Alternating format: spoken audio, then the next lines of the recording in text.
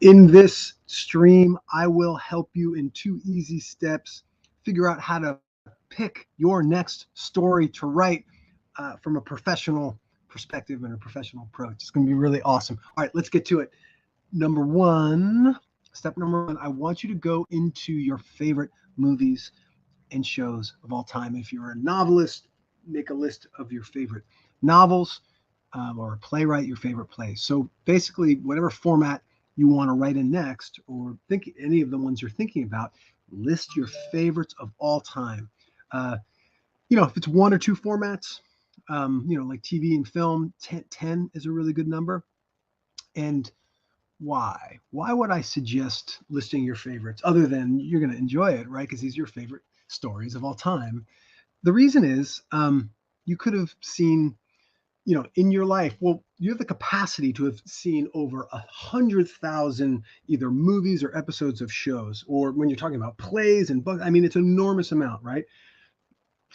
But, excuse me, you've only seen, depending on how old you are, you've only seen 5,000, maybe 10,000, hours of TV or films or read books or whatever. So, like, that's a very small fraction of the entire capacity of potential cultural stories that have been told. You've picked a very small number. Of the, let's say, 10,000 that you've seen, if you pick 10 films and 10 TV shows, oh my goodness, or 10 novels or whatever, it is such a specific number to you, right? It speaks to things, feelings, and thoughts that came up for you when you were checking out these stories, sometimes over and over and over again. But it speaks to the cultural conversations around that theme, maybe setting, character lessons, all those things, all those core things.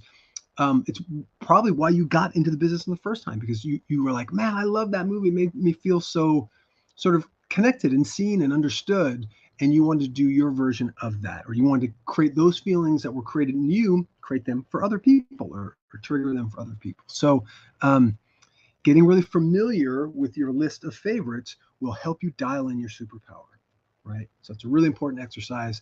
Do that and look for the connective tissue between those stories. Oh, I realize it's often this type of protagonist with this types of challenge, these sorts of genres, these sorts of character details. Or I'm jumping around in genre, but like all my characters are kind of having like this issue or that issue. And by the way, you want to go deeper, the issue those protagonists are having on some level probably what happened in your own personal life, right? And if you can make that extra connection, now you're even in a better place. Oh, let me take this.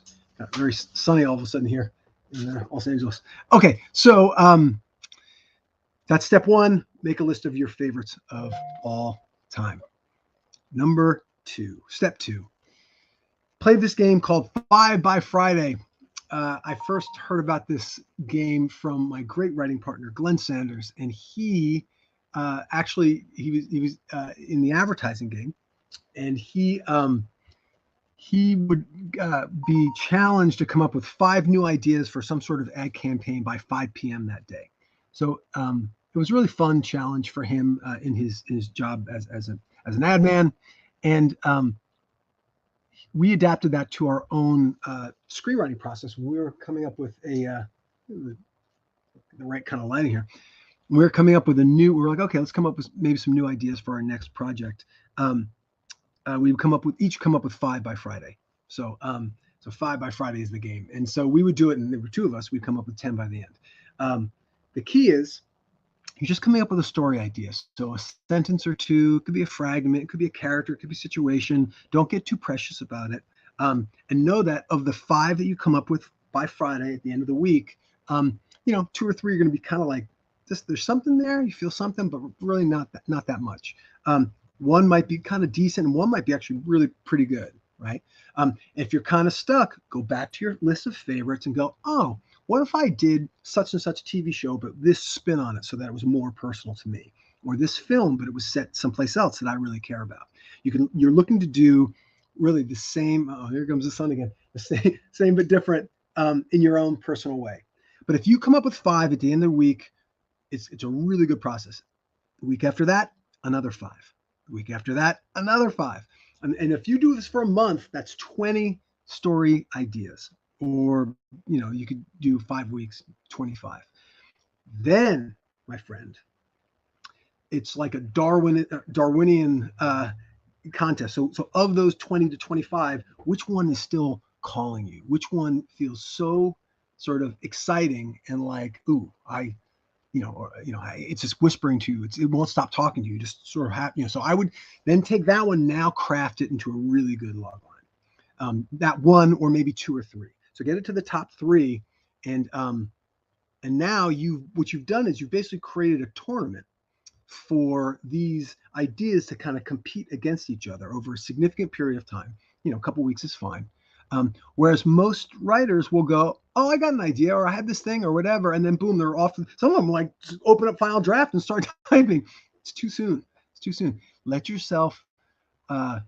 subconscious get involved in the game. Give yourself an inner competition between these different ideas, and I promise you, your chances of success will go up 10x or 100x if you use this process, because the concept is a foundation for everything that follows afterwards. So if you take your time and come up with a really good story that's inspired by your favorite stories of all time, you are so much better positioned for success than any other way that I've come across so far. So if you like that idea, go do it. Like go do it today. Like start brainstorming today. Drop a comment. Drop a message in the comments. Say this worked or this didn't work. Either way, it's interesting. Or if you want to DM me and tell me about how it worked or challenges that you had.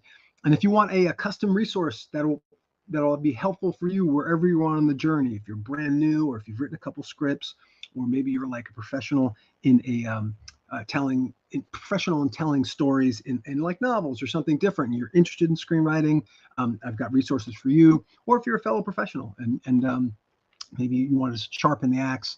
The thing with there are resources for anybody wherever you are on the path. Just click on the link in the profile, and you will get some goodies customized for your place on the journey. The last thing I'll say, as the part of me, because I'm a working professional writer, but I'm also a professional screenwriting coach, and I love them both. And the thing with coaching that's so special is that it's sort of like you're renting an extra brain. It's like you have a whole extra brain devoted to your life and your unfolding soul and your career. So any sort of career challenges, any sort of craft challenges or mindset stuff, super helpful to get a coach in there, just to sort of bring you up to your absolute best. And that goes for me. I get coached. I love it. It's just, everything you're doing to solve your own problems, if you get another person to double down and two people solving your problems, it's even better. So anyway, that is what I have for you today. I hope everybody's doing great. Happy holidays. Bye-bye.